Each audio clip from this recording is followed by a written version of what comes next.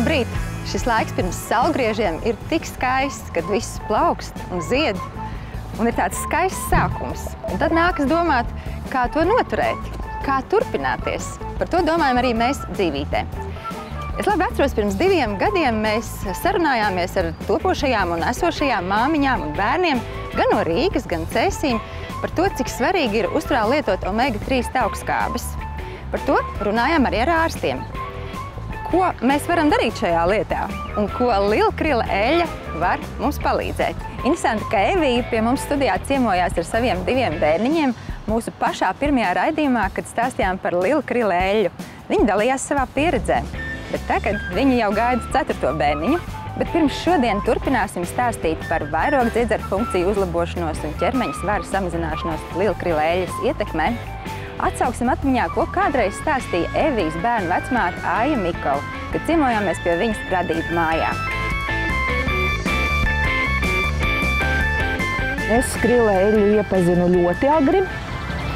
Tad, kad viņa vēl šeit nebija oficiāli parādījusies ne aptiekās, ne arī kaut kur viņu tā brīvi varēja iegādāties, un es viņu vienkārši izmēģināju. Un nesen arī biju nodevusi analīzes, kas saistās ar holesterīnu, jo, diemžēl, ir šie hormoni un šis vecums, kad viņš ir lielāks par normu. Un es domāju, taisni jāizmēģina, kā tad šī krila eļļa darbojas. Es viņu biju nodzērusi 2 devas un, var teikt, speciāli aizgāju nodevu analīzes. Vai tad tiešām kaut kas mainās? Un par izbrīnu, jā. Protams, pirmkārt jau uzlabojās arī pašsajūta, uzlabojās arī darba spējas. Un īstenībā sakārtoja arī gremošanas sistēmu. Un par izbrīnu tiešām man holesterīns bija krities, lai gan pārējais, viss tas dzīvesveids un visi ēšanas paradumi bija tādi paši. Ar vairogdziedzeri arī man bija nodotas analīzes, ka viens tā kā tas hormons paaugstināts un otrs ir pazemināts, un tā kā viņus līdzsvarā nekādu nevarēja dabūt. Un arī pēc tam, izdarot šīs analīzes, kad arī par izbrīnu, ka tas tāds, sakārtojās, es domāju, ka tieši šīs krila eļļas iespējā.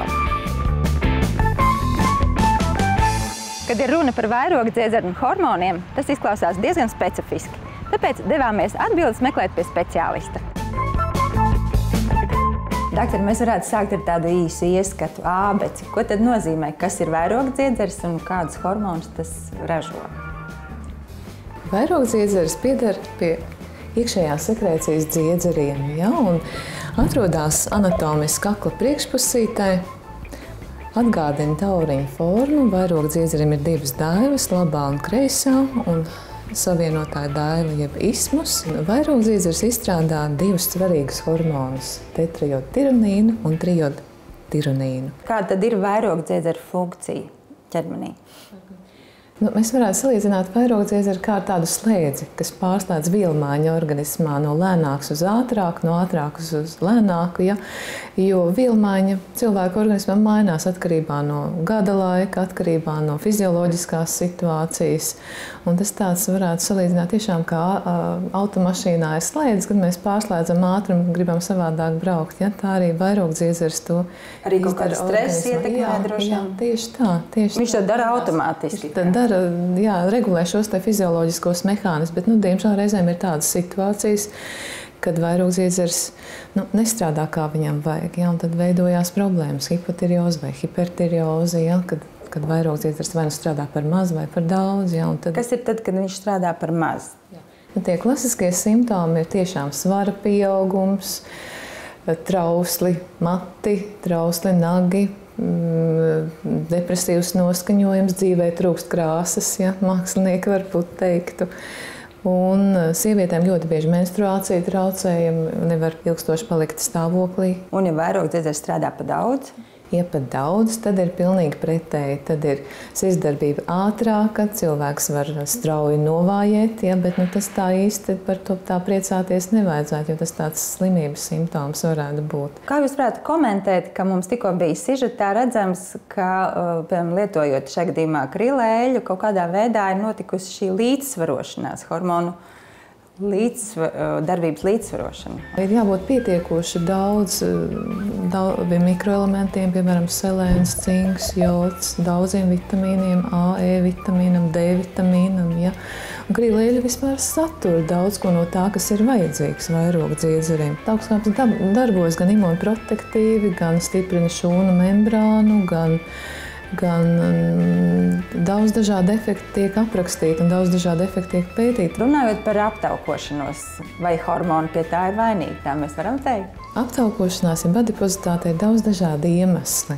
Un sākot no zināšanu trūkuma līdz pat mutācijai leptīna gēna līmenī, kas nosaka mūsu sāta sajūtu.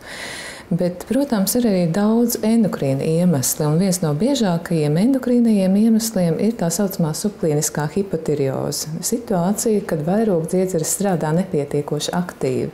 Jā, tad runājot tieši par hormoniem, kur ir tie hormoni, kas šo lieko svaru ietekmē, tā var teikt? Šajā enerģētiskajā regulācijā piedalās gan kuņģu zarnu-trakts, gan parasimpātiskā nervu sistēma, gan simpātiskā nervu sistēma, gan arī hormoni daudz un dažādi. Bet ļoti bieži ir arī vairogdziedzeru hormoni pie vainas. Un kāda ir saistība D vitamīnam un vairogdziedzerim? Ir pētījumi, pārliecinoši pētījumi, kas pierāda to, ka D vitamīns darbojas imunmodulējoši. Ja? Tā kā varētu teikt, ka šo autoimūno procesu ietekmē. Un, ja mēs analīzēs konstatējam D vitamīna līmenis samazināt un autoimūnu tiroidītu, noteikti šis D vitamīns ir jākoriģē. Mums arī raksta skatītāji, un kāda ziņa pienāca no Kuldīgas. Izmantojot gadījumu, esot tur filmēšanā, mēs nolēmām satikties ar Skaidrīti. Es sāku ar lielu krīleļu, kurai ir klāt D vitamīns. Tas jau nāca uz rudens pusi, un tad es domāju, tā saulīte jau paliek mazāk, un pat cik man bija problēmas ar vairogdziedzeru darbību, tad man ārsts kādreiz teica, ka man ir kaut kā jādzer D vitamīns klāt. Tā vienkārši jālieto. Un tad es sapratu, ka man derētu tāda krīleļa, kur jau ir klāt visādas labas lietas, un tad papildināt ar to D vitamīnu. Par to, ko es stāstīju par vairogdziedzeri, bija problēmas, man viņš bija pātrināts, un es sāku dzert to krīleļu, un dodot analīzes, jau 3 esmu nodevusi pēc kārtas, un man viņās uzrāda normāli, viss normāli. Cik bieži jūs lielu krīleļu lietojāt? Es nopirku pirmo paciņu D vitamīnu, es viņu izlietoju, kā no rītiem pa vienai kapsulai. Un tad man nekas tāds īpaši nelikās, kad būtu, jā. Un tad es tā kā viņu nenopirku pirmo nedēļu, bet tad es tikai pēc tās pirmās nedēļas sapratu, ka es ar to dzerot to pirmo paciņu, es tomēr esmu jutusies labāk nekā, ka es viņu pārtraucu. Un tad es nopirku atkal jaunu ar D vitamīnu. Un tad es turpināju lietot viņu visu ziemu un bišķiņu pamainot tagad uz pavasara B grupas vitamīnu. Man ir enerģija. Labi jūtos, nav nogurums nekāds, nestrādājot, nezinu, liekas no krīleļas. No šejienes netālu dzīvoju, tikai kādu puskilometru, un nāk šeit un staigāju. Uzņem enerģiju arī no rumbas. Un kāda pieredze jums ir pārējiem ģimenē ar lielu krīleļas lietošanu? Man dēls dzīvo Īrijā, un arī, ka es paciņu viņam sūtīju tagad mazbērniem, tad es arī tāpat tās nopirku un ieliku krīleļu. Jo viņiem nav tā liela krīleļa Īrijā. Viņi nevarot tādu nopirkt, tur ir citas, bet viņas nav ar šiem vitamīniem. Tādēļ mums te Latvijā ir ļoti labi, ka mums ir tāda krīleļa, liela krīleļa, kurai klāt ir arī vitamīni. Šeit ir arī lielāka izvēle Latvijā.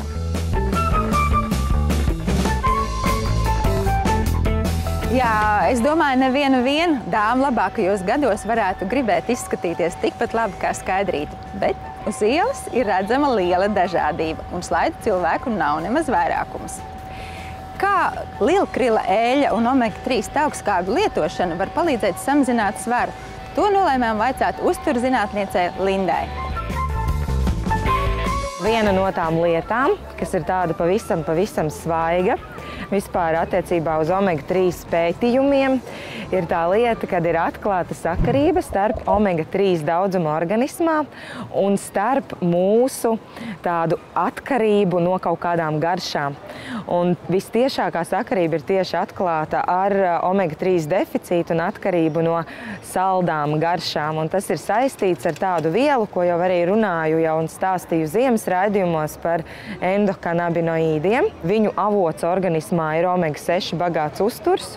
Un endokanabinoīdus mēs mazinām ar omega-3 tādu intensīvu lietošanu. Un kāpēc es saku intensīvu lietošanu? Tāpēc, ka, ja jautājums ir par kursu, cik tad lielam ir jābūt omega-3 kursam, lai būtu kaut kāds efekts, tad omega-3 ir tā lieta, viens no tiem uzturu bagātinātājiem, kas jālieto nepārtraukt, un tur tāda runa par kursiem vispār nav. Un tad viena no tām funkcijām, ka omega-3 regulē šīs te un veido skaistāks ķermeņa apris, ir tas, ka tīri vairāk omega-3 uzturā, jo mēs mazāk iekrītam kaut kādās saldumu lamatās, un ja mēs esam reiz iekrituši, mēs arī smukāk tiekam no šīm saldumu lamatām ārā. Un tāpēc, teiksim, ir liela daļa cilvēku, kur saka, es esmu pilnībā atkarīgs no saldumiem, un tikpat liela daļa teiks, ka man pilnībā saldumi neinteresē, un tam ir sakarība ar omega-3 daudzumu organismā. Cita lieta arī pētījumi ir vēl ļoti, ļoti maz, bet omega-3 lietošana arī tīri gēnu līmenī maina gēnu uzvedību, un proti taukiem ir daudz mazāka tendence uzkrāties, un tas gan ir taukšūnās, gan muskuļos, gan tievajā zarnā un tā tālāk. Un cilvēks paliek arī slaidāks tādēļ.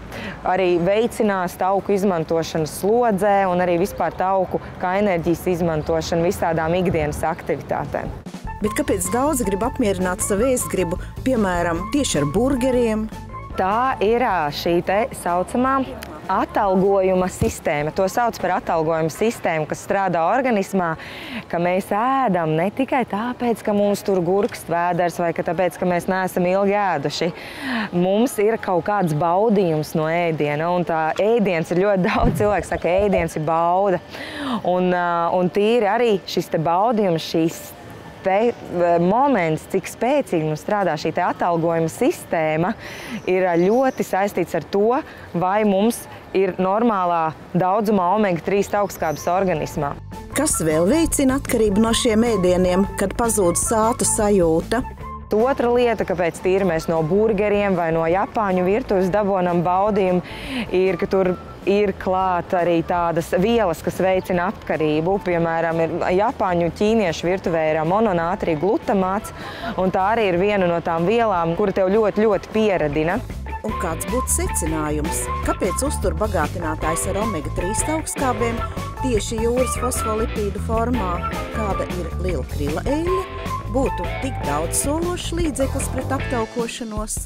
Ļoti interesanti, ka omega-3 arī ļoti lielā mērā regulē, vai es būšu spējīgs pateikt nē, un man tas nesagādās ļoti lielas problēmas, vai tomēr es šausmīgi mocīšos katru reizi, kas iešu šīm ēstuvēm garām. Un ir arī cilvēki tiešām, kas gan sakārto savu režīmu, sāk sportot, lietot tās pašas omega-3 augstskābes papildu. Viņi tik pēc laika saprot, ka patiesībā es esmu ticis ar to ļoti, ļoti viegli galā, un kā tas ir gadījies, kā nē, bet tas nāk tiešām no šīs arī sabalansētības, no uzturvielu sabalansētības organismā. Uz omega-3 augstskābēm skatās ļoti daudzsološi kā uz līdzekli, lai cīnītos ar aptaukošanos. Kāpēc? Tāpēc, ka omega-3 augstskābes ir ļoti lēts, ekonomiski ļoti izdevīgs līdzeklis. Un kāpēc krila eļļa ir labāks omega-3 augstskābju avots nekā visas pārējās, teiksim, omega-3 avoti? Tāpēc, ka viņai ir šī te augstā biopieejamība, jeb rezultatīvāk viņa nokļūst šūnas membrānā. Sākoties vasarai, ir vērts atcerēties, ko Linda jau kādreiz ir atgādinājusi, ka zaļajos augos, salātos, ogās un augļos pie visa labā, kas tur ir, tomēr omega-3 augstskābes nav. Tāpēc ir vērts lietot arī vasarā lielkrila eļļu. Un lai arī kā vasarā Latvijā saulīte spīdētu, iespējams, ka D vitamīnu tā varētu arī nepalielināt līdz vajadzīgajam līmenim. Tāpēc lielkrila eļļas produkts Winter, kas ir papildināts ar D vitamīnu, būtu jālieto ne tikai ziemā, bet arī vasarā.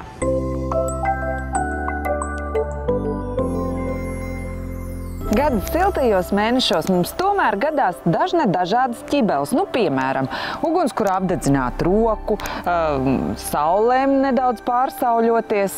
Mēdz būt arī ļoti nepatīkams izjūtas pēc vakara pasēdēšanas, kad moskītu kodumi ir izveidojuši nelielus apsārtumus un niezi. Bet man šeit ir līdz, kā jau visur, mans Jāņu groziņš, un tur ir šis tas ielikts iekšā, un kopā ar mani ir ārsts, kurš zinās pastāstīt vairāk par to, kā izvairīties no visām šīm nepatīkamajām ķibelēm. Kas tad mums tur groziņā ir aizķēries? Aerosols Comsi, ko var izmantot ļoti dažādu ādas bojājumu gadījumos. Sākšu droši vien ar to, kur viņš ir ļoti noderīgs. Tas ir situācijās, kad mēs esam saskārušies ar karstumu. Tādā situācijās vajadzētu ļoti ātri rīkoties. Viens variants tātad ir likt zem augstu tekošu ūdens. Momentā, jo mazāk sekundžu, jo labāk, un jo augstāks ūdens, jo labāk. Un aptuveni turēt 10 minūtes. Pēc 10 minūtēm, ja mēs ņemam šo rociņu ārā un parādās sāpes, tad mēs pūšam šo pirmās palīdzības aerosolu Comsi. Viņš mazinās šīs sāpes, turpinās dzesēt. Tādā veidā ir iespējams pilnībā izvairīties no šāda sadzīves apdeguma parādīšanās. Ja es esmu sev snīpi saulē sauļojoties apdedzinājis, tas palīdzēs? Jā, arī šis aerosols Comsi palīdz saules apdeguma gadījumos. Un šim līdzeklim ir ļoti plaša iedarbība. Viņš tātad dezinficē, viņš mazina niezi jūtīgumu, apsārtumu, viņš atvēsina un viņš veicina dzīšanu. Šie līdzekļi tātad visi ir tapuši tepat Latvijā, un viņus tepat arī ražo? Jā, šos līdzekļus ražojam Latvijā. Viņus ir izstrādājis ārsts Leopolds Ozoliņš, kas ir mans tēvs. Šis līdzeklis ir arī paredzēts kukaiņu kodumu gadījumos, tāpat kā aerosols. Aerosolu tātad mēs nepieminējam ne tikai apdegumiem, bet arī kukaiņu kodumiem drīkstam lietot. Ne tikai apdegumiem, ne tikai kukaiņu kodumiem, bet arī dažādām citām ādas situācijām, kas mums šad tad var gadīties. Piemēram, dažādas traumas, nobrāzumi, skrāpējumi. Atšķirība būtu tāda, ka šo es varētu nosaukt kā tādu. Šis tiešām ir pirmās palīdzības līdzeklis. Viņu var salīdzināt ar ugunsdzēšamo aparātu, kuram ir jābūt vienmēr pa rokai. Tad Comsi krēms. Šis būtu jau vēlākā stadijā pielietams. Piemēram, ja pēc šīs saskarsmes ar karstumu tomēr ir izveidojies kāds ādas bojājums, saucamais apdegums, un tad mēs varam dziedēt viņu ar šo krēmu. Vai, piemēram, kāda tulzne no neērtiem apaviem. Doktor, bet manā Jāņu groziņā ir vēl tādi iepakojumi. Vasarā bieži sāsinās dažādas pēdu problēmas. Vieniem palielinās pēdu svīšana, sevišķi lieto gaisa necaurlaidīgs apavus, nepatīkams aromāts, jo tur mājo kāju sēnīti vai kāda baktērija. Tādos gadījumos var izmantot doktora Leopolda ražotos kāju aprūpas līdzekļus. Viens no tiem ir Amicos aerosols, kas ir paredzēts svīstošām kājām, kur ir šis nepatīkamais aromāts, ir savairojušies šie mikrobi, šīs sēnītes. Viņam šis Amicos aerosols, viņš iznīcina sēnītes un baktērijas, samazina svīšanu, samazina šo nepatīkamu aromātu un dziedē visas ādas problēmas, kas ir radušās no šīs infekcijas. Savukārt, ja ir cita pēdu problēma, tieši pretēji, ja ir ļoti sausas un plaisājošas pēdas, tad var palīdzēt Amicos krēms. Šis krēms mīkstinās pēdas un āda kļūst elastīgāka un sadzīs šīs plaisas, kas ir radušās no tā, ka āda ir zaudējusi savu elasticitāti un saplīsus. Bet man, doktor, vēl ir jautājums par šiem līdzekļiem Comsi, ko mēs apskatījām iepriekšējā brīdī. Kāpēc viņiem ir dažādi tie iepakojumi? Comsi aerosols pirmai palīdzībai, un viņa sauklis ir vienmēr pa rokai. Tā doma ir tāda, ka viņš jums ir līdzi. Tad iepakojuma atšķirība ir tāpēc, ka šis ir lielais iepakojums, tāds ekonomiski izdevīgais ģimenes iepakojums, ko mēs turam mājās virtuvē, un savukārt šis mazais, jaunais iepakojums ir domāts ņemt līdzi ceļojumos, pārgājienos. Paldies doktorim, un lūk, dzīvītes skatītājiem, mēs šodien esam atraduši drošību mūsu nebēdnīgākajiem gada silto mēnešu piedzīvojumiem.